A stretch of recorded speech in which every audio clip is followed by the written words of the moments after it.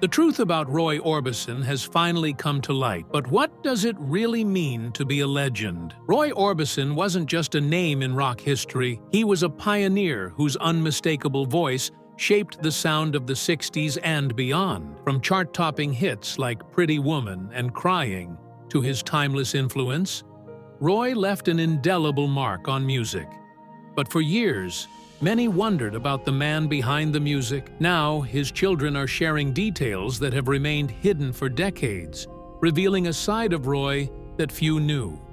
In this video, we'll explore his journey, from his modest beginnings in Texas to the heights of fame, and the personal trials he faced along the way. We'll dive into his impact on music, the resilience he showed through hardships, and how his legacy continues to resonate with fans and musicians alike. Roy Orbison was born on April 23, 1936,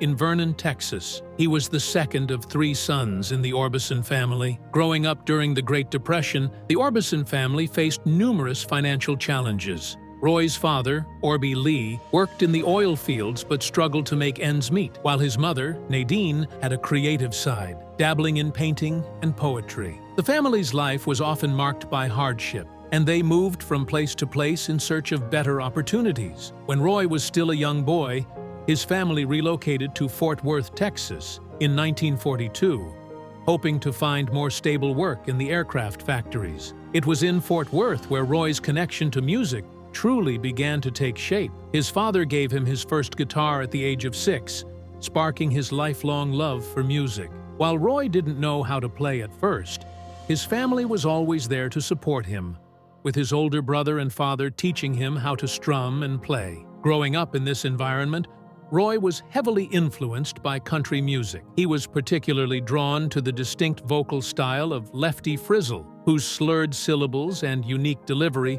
would become a hallmark of Roy's own singing style. He also admired artists like Hank Williams and Jimmie Rodgers, whose music formed the foundation of Roy's early musical tastes. Roy's paternal ancestry added another layer to his identity. His family had a long history of struggling with poor eyesight, and Roy was no exception. He was diagnosed with vision problems at a young age and was soon wearing thick glasses, a trait that became part of his signature look. The Orbison family history of vision impairment may have been one of the reasons Roy developed such a keen sense of hearing and musical ability. Though music was his passion, Roy's childhood was far from easy. He was a quiet and self-conscious child, often feeling uncomfortable in social situations.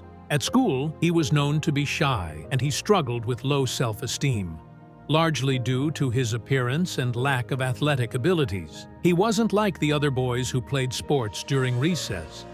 Instead, Roy would often be found sitting alone, strumming his guitar and honing his musical skills.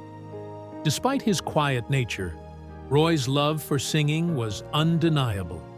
He often put aside his shyness when it came time to perform, pouring his heart into every note. Roy himself later described his voice as memorable but not special, but his dedication to music was what set him apart. Even as a young boy, Roy knew that music was his true calling, and it was through this art form that he would find his voice, both literally and metaphorically. Growing up in this environment of modest means, with a love for music that transcended the struggles of daily life, set the stage for Roy's eventual rise to stardom. His early years, shaped by his family's hardships and his own self-doubt, would inspire much of the music that would define his career. Roy's ability to turn personal vulnerability into powerful, heartfelt songs was one of the key elements that would later captivate audiences worldwide. His shyness, his self-consciousness, and the challenges of his early life would go on to fuel the emotional depth of his music, making his voice resonate with listeners in a way few artists could ever replicate. At just 8 years old,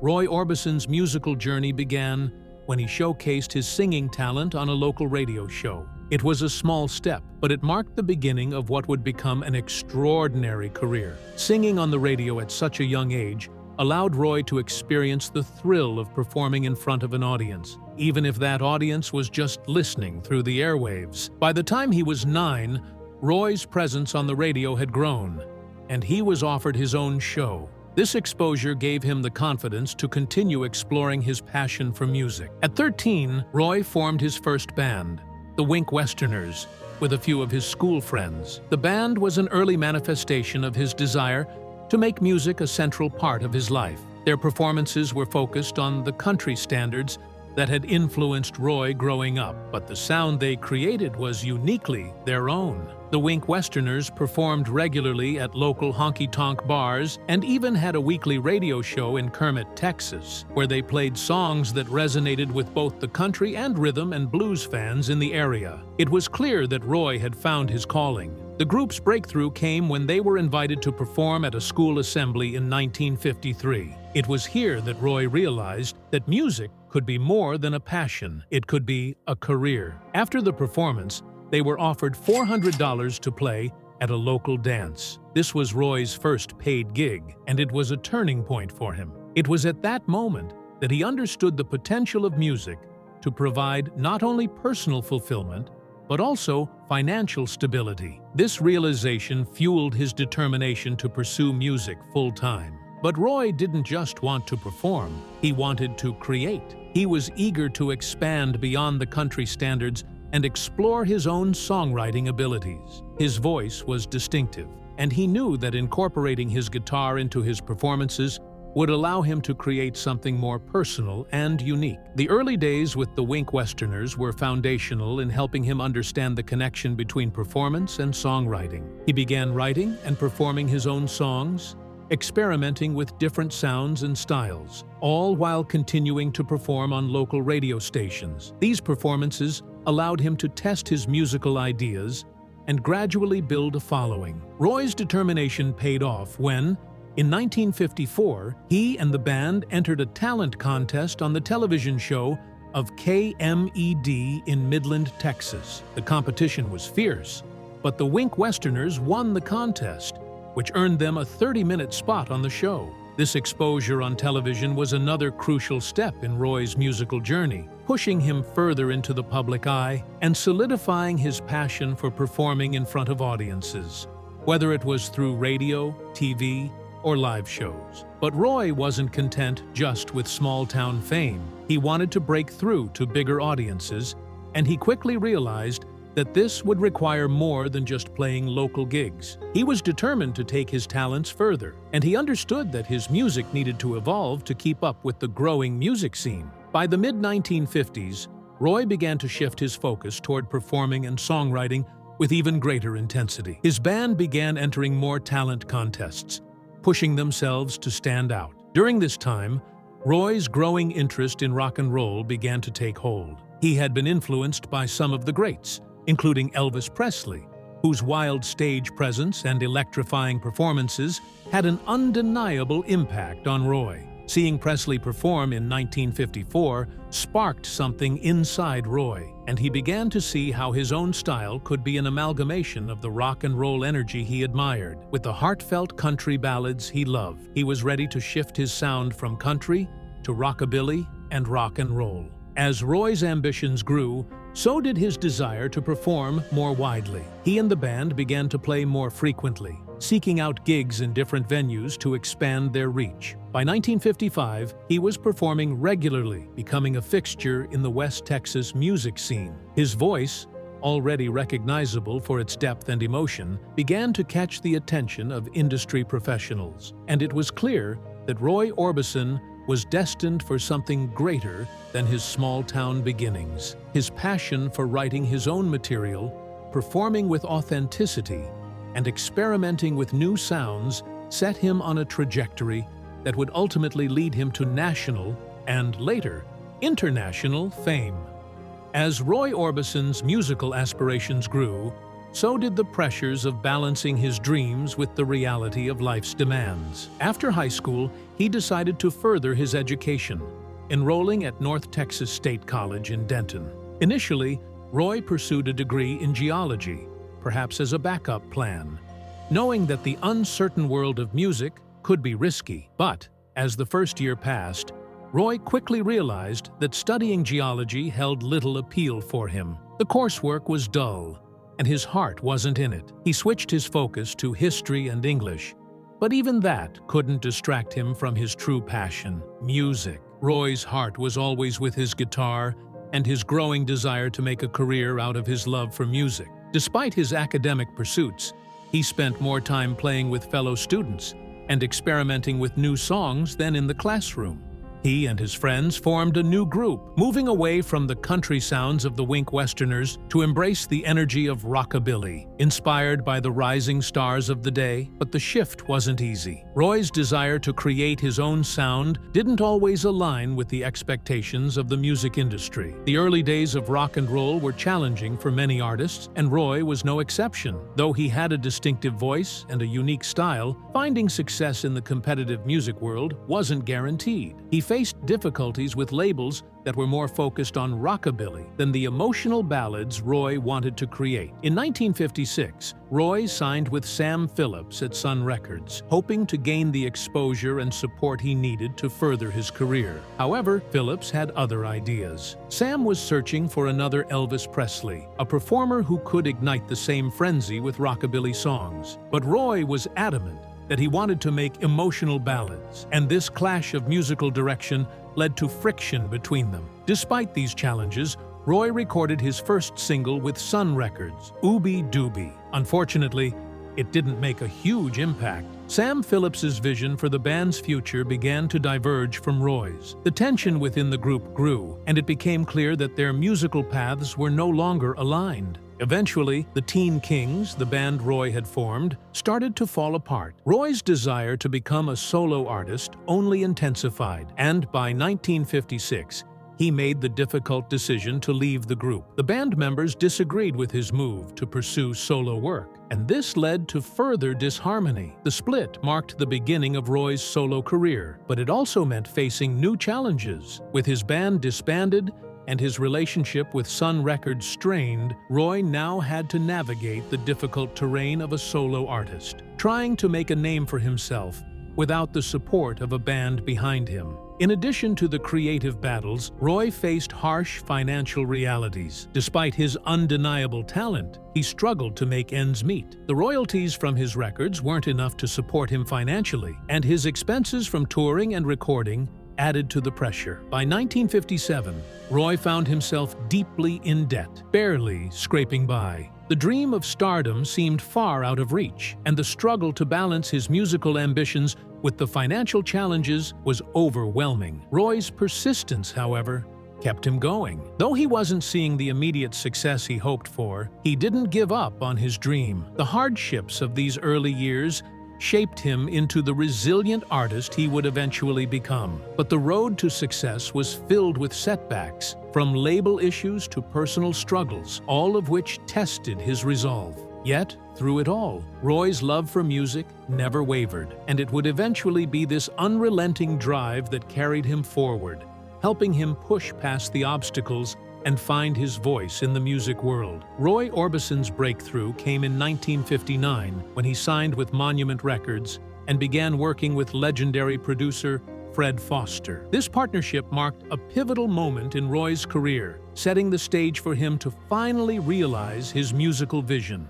At Monument, Roy was given the creative freedom to explore his own sound, which was a blend of powerful emotional ballads, lush orchestral arrangements, and his signature falsetto. Fred Foster understood Roy's talent and pushed him to experiment with these new ideas, something that Roy had struggled to find in previous record deals. This marked the beginning of a new chapter in his career, one that would lead him to international stardom. The first major success of this new era was Only the Lonely, Know the Way I Feel, a song that would forever change Roy's life. Released in 1960, the track quickly became a massive hit, reaching the #2 spot on the Billboard Hot 100 and topping the charts in the UK and Australia. The song's mournful tone, coupled with Roy's emotive delivery, struck a chord with listeners worldwide. It was a song that perfectly captured the loneliness and heartache that so many people could relate to, and it showcased Roy's ability to make vulnerability sound beautiful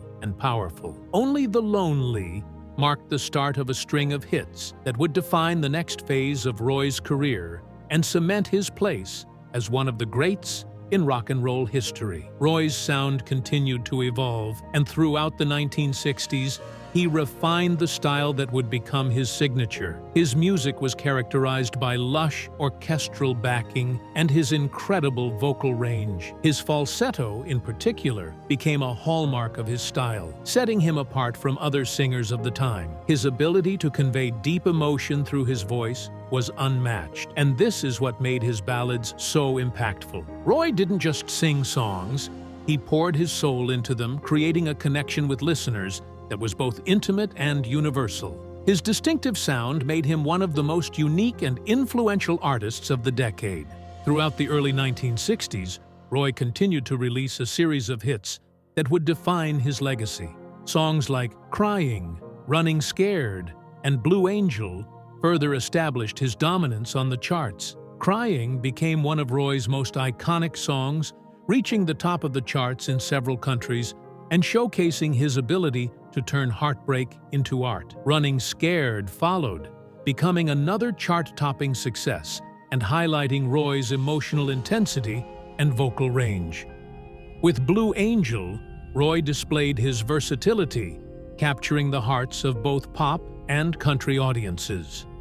These songs were proof that Roy was not just a flash in the pan. He was a musical force to be reckoned with. He was able to innovate with his sound while maintaining a deep emotional connection to his audience, which was why his music endured. During this meteoric rise to fame, Roy's personal life was also undergoing significant changes. In 1957, he married his high school sweetheart, Claudette, and the two started a family. As Roy's career took off, so did the pressures of fame. The constant touring, the demand for new music, and the need to maintain his public image began to take a toll on his personal life. Roy often found himself torn between his responsibilities as a husband and father and his drive to succeed as an artist. Despite the growing success of his career, he faced the constant challenge of balancing his personal life with the relentless demands of the music industry. Roy's rise to fame came at a time when the rock and roll era was rapidly evolving, and yet he was able to carve out a unique space for himself within it. His music wasn't just popular, it was timeless. It resonated deeply with fans across generations, and his distinct voice became synonymous with emotional depth and raw vulnerability. Despite the pressures that came with stardom, Roy remained true to his musical vision, creating songs that spoke to the hearts of millions. His success in the early 1960s was just the beginning of a career that would continue to influence artists for years to come. Roy Orbison's life was filled with both triumph and tragedy. As his career soared, so did the emotional turmoil that would come to define much of his personal life. One of the most difficult chapters began with the unraveling of his marriage to Claudette, his high school sweetheart. Despite their early happiness, the pressures of fame began to take their toll on their relationship. The constant touring, the stress of Roy's rising stardom, and the distance it created between them eventually led to a devastating moment in their marriage. Claudette became involved in an affair, which resulted in their separation. The dissolution of their marriage was a painful blow for Roy, who was deeply affected by the betrayal. The emotional strain of this period seeped into his music, with many of his songs during this time reflecting his inner turmoil and heartbreak. However, just as Roy was beginning to process the separation, a tragedy struck that would change his life forever. In 1966, Claudette, now divorced from Roy, was tragically killed in a motorcycle accident. The sudden and shocking loss of the woman he had once loved sent Roy into a spiral of grief. The woman who had been a central part of his life, both personally and musically, was gone, and the pain was unimaginable. This loss not only affected Roy emotionally, but also had a profound impact on his career. He poured his sorrow into his music, but the emotional toll took a significant toll on his ability to perform and create. Just a few years later, Roy was dealt another devastating blow that would change his life and career in unimaginable ways. In 1968, while Roy was performing in England, he received the heartbreaking news that a fire had consumed his family's home in Tennessee, killing his two eldest sons. This loss, the death of his children, sent Roy into deep emotional turmoil. It was a tragedy that no parent should ever endure, and for Roy, it was almost too much to bear. The grief was overwhelming, and it caused him to retreat from the public eye, struggling with depression and a profound sense of loss. This personal devastation left an indelible mark on him, and though he continued to perform and record, the spark that had driven him to create was deeply affected. In the wake of these unimaginable losses, Roy's music began to change.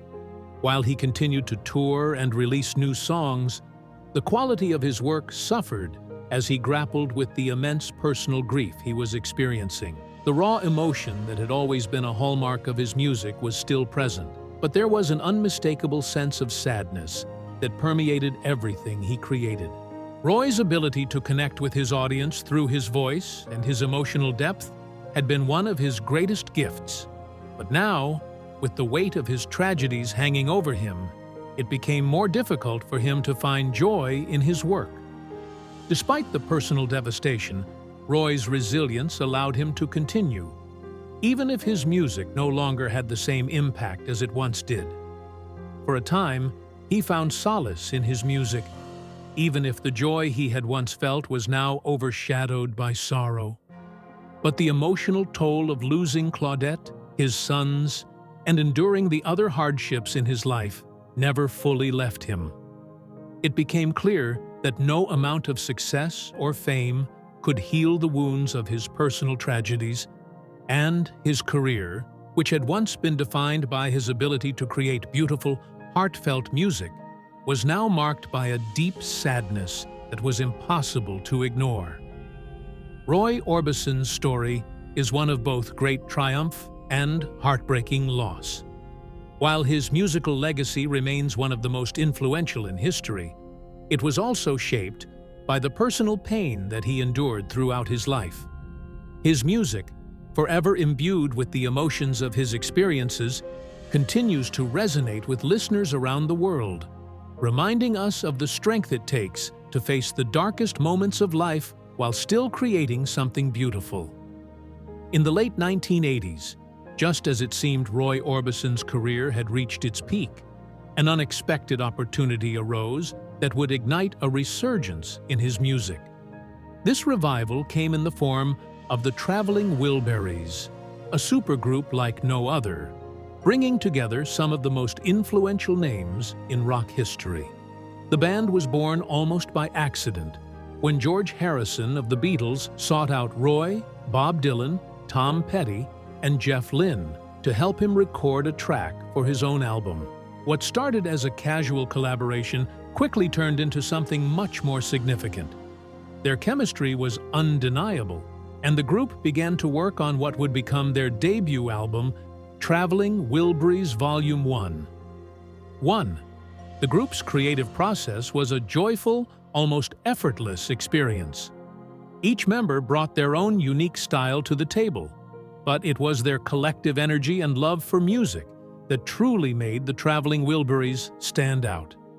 The combination of Harrison's signature guitar riffs, Dylan's iconic voice, Petty's raw energy, and Lynne's production skills created a sound that was both familiar and completely fresh. But it was Roy Orbison's voice that added the defining touch. His distinctive, powerful voice, one that had made him a legend in his own right, became an integral part of the Wilburys' sound. His falsetto and emotional depth added a layer of complexity that balanced the group's otherwise raw, rock-driven vibe. His contribution to songs like Handle with Care and End of the Line was nothing short of magical, breathing new life into the supergroup. The release of Traveling Wilburys Volume 1 in 1988 was a critical and commercial success. It was a true testament to the collaboration between five musical legends, and it reintroduced Roy Orbison to a new generation of listeners while reigniting the careers of his fellow members. The album received widespread acclaim and even won a Grammy Award for Best Rock Performance by a Duo or Group. The success of the Wilburys marked a turning point in Roy's career, not just because of the group's immediate success, but because it reminded the world of his extraordinary talent. It opened the door to a new era of popularity for Roy, as his participation in the Wilburys allowed him to reconnect with the industry and his fans in a way that he hadn't in years. Roy's role in the traveling Wilburys also allowed him to tap into a different side of his musical identity. The collaboration with Dylan, Harrison, Petty, and Lynn gave Roy a fresh perspective on music, pushing him to explore new sounds and approaches to songwriting.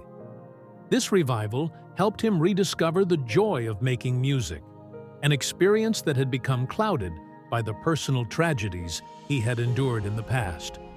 The Wilburys' work became a celebration of creativity, and for Roy, it was a moment of renewal in his musical journey. The impact of the traveling Wilburys on Roy's career cannot be overstated. Not only did it bring him back into the limelight, but it also helped solidify his legacy in the rock world. The collaboration showed that, despite the years and the challenges he had faced, Roy Orbison was still a force to be reckoned with. His contribution to the group gave him a fresh platform, introduced him to new audiences, and reminded old fans of the unique magic that he brought to every song. The Wilburys' success was a bittersweet victory for Roy, as it came just months before his untimely passing, but it proved that his influence on music had never faded. Roy Orbison had once again found his place at the top, this time alongside some of the greatest musicians to ever walk the earth. The traveling Wilburys marked the final chapter of Roy's incredible career, leaving behind a legacy of collaboration, creativity, and music that would endure for generations to come. In the final years of Roy Orbison's life, his health began to decline. After undergoing triple bypass surgery in 1979, Roy had struggled with heart issues, and his condition became increasingly fragile. Despite his physical challenges, he continued to tour and work, pushing through the pain for the sake of his music. However, the years of stress, both personal and professional, had taken their toll on his body. As he entered the 1980s, his health was in constant decline, and he faced the reality that his time might be limited. Yet, even as his body weakened, Roy's spirit remained indomitable, and his passion for music never wavered. During this period, Roy's career saw a remarkable resurgence. In the late 1980s, he completed his final album, Mystery Girl, which would be released posthumously. The album was a testament to his enduring talent and marked the culmination of his career. Mystery Girl featured some of Roy's most polished work, showcasing his ability to still create timeless, heartfelt songs. The album's production was top-notch, with contributions from some of the biggest names in the industry, including Jeff Lynne, Tom Petty, and George Harrison. It was a fitting swan song for a man whose voice had touched the hearts of millions. Roy's final performances, though, were marked by the awareness that his time was drawing to a close. He was still performing on stage with the same passion and dedication, but the strain of his health issues was evident. He continued to show up for his fans, pouring everything he had into his performances. One of his last public performances was in Ohio, where he played at the Front Row Theater on December 4th, 1988. It was an emotional moment for both Roy and his audience, as it seemed to mark the end of a chapter in his storied career. He gave everything he had to his music, even as his health deteriorated. Just days after this performance, on December 6, 1988, Roy Orbison died of a heart attack at the age of 52. His sudden passing, coming so soon after the completion of Mystery Girl and the resurgence of his career, shocked the music world. Roy had finally found the recognition and success he deserved after years of struggle, only to have his life cut short. His death marked the end of an era in music, but his legacy would continue to live on. The music world reacted with deep sorrow to Roy's passing, His death was met with an outpouring of tributes from musicians, fans, and critics alike. Fellow artists, including George Harrison, Bob Dylan, and Tom Petty, expressed their grief and admiration for Roy, acknowledging his profound influence on their music. Roy Orbison had always been a respected figure in the industry, but his death elevated his status to that of a legend. His unique voice, his ability to convey deep emotion through his music, and his contributions to rock and roll would continue to inspire generations of artists and listeners. Roy's legacy lives on through his music, which continues to be celebrated and rediscovered by new audiences. Songs like Pretty Woman, Crying, and Only the Lonely remain iconic, and his distinctive sound and style have influenced countless musicians across genres. His contributions to the Traveling Wilburys, his final project, left a lasting mark on the music world, showcasing his relevance in an ever-changing industry. Even in his final years, Roy proved that great music has no expiration date. His voice, filled with emotion and power, will forever be remembered as one of the greatest to ever grace a microphone. In the years following his death, Roy's sons, who had grown up with the influence of his music, worked tirelessly to preserve and honor his legacy. They continued to release remastered tracks and unreleased material, ensuring that Roy's contributions to music would never be forgotten. His legacy as a musician, a father, and a man who faced adversity with grace and strength remains an enduring inspiration. Roy Orbison's life may have been cut short, but his impact on the world of music and on the hearts of those who loved his work will never fade. Since Roy Orbison's passing, his children have made it their mission to preserve and celebrate his incredible legacy. Growing up with a father whose voice resonated with the world, they have worked diligently to ensure that Roy's contributions to music remain a part of cultural history. His sons, especially, have dedicated themselves to keeping his spirit alive, honoring his work through various projects that have introduced his timeless music to new generations. These efforts have not only been about preserving his past, but also about carrying his musical journey forward, ensuring that his influence continues to inspire both artists and fans alike. These efforts have not only been about preserving his past, but also about carrying his musical journey forward, ensuring that his influence continues to inspire both artists and fans alike. One of the most significant projects they've undertaken came in 2014 when they released a collection of previously unheard tracks. These recordings, long buried in the archives, showcased the depth of Roy's musical genius and revealed new sides of his talent that had never been fully realized. The release of these tracks was a momentous occasion for both the family and the fans, offering a fresh glimpse into Roy's creative process. But the tribute didn't end there. Roy's sons also collaborated with John Carter Cash, the son of legendary Johnny Cash, to produce a special edition of Mystery Girl, a project that featured remastered versions of Roy's songs as well as newly discovered material. This collaboration between the Orbison family and the Cash family was a beautiful way to connect two of the greatest musical dynasties in history, ensuring that Roy's legacy would live on through the next generation of musicians. Beyond the music projects, the Orbison family has worked tirelessly to keep Roy's memory alive in other ways. From organizing tribute concerts to maintaining his estate, they have done everything in their power to ensure that his name remains synonymous with excellence in music. His sons, Alex, Roy Jr., and Wesley, have not only honored their father's memory, but have also taken on the responsibility of sharing his story with the world. They continue to work on remastering and releasing his old records, ensuring that his distinctive sound reaches audiences far and wide. Roy Orbison's influence on music cannot be overstated. His voice, his songwriting, and his ability to connect emotionally with listeners remain unparalleled. Artists from a wide range of genres, from rock to country to pop, have cited Roy as an inspiration, and his songs continue to be covered by new artists seeking to capture some of the magic that made Roy a legend. His impact on the music industry was profound, and his unique style, characterized by emotional depth and vocal power, will always be remembered as a hallmark of excellence. Even after his passing, Roy's presence is still felt in the music world. His songs remain iconic, and his legacy continues to inspire musicians today. Roy Orbison was much more than a singer. He was a master storyteller whose voice transcended time and touched hearts around the globe. Through the ongoing efforts of his children, Roy's music will continue to live on, inspiring new generations of listeners and artists. His legacy is not just in the music he left behind, but in the way his family has ensured that his memory will never fade.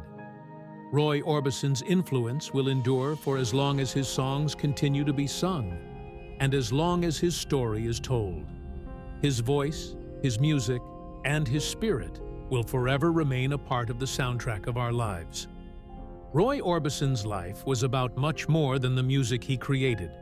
It was about his incredible resilience in the face of unimaginable personal tragedy. His journey, marked by both great success and profound loss, was a testament to his strength and his unwavering commitment to his craft. Through it all, his voice remained a powerful force, reaching deep into the hearts of those who listened. Roy's ability to pour his emotions into every song left a legacy that will never fade, a legacy that continues to inspire and connect with people around the world. Roy's story is one of perseverance, passion, and the enduring power of music. His influence lives on, not just in the songs he left behind, but in the way he touched the lives of those who heard his voice. We'd love to hear from you. Let us know in the comments how Roy Orbison's story has touched and inspired you.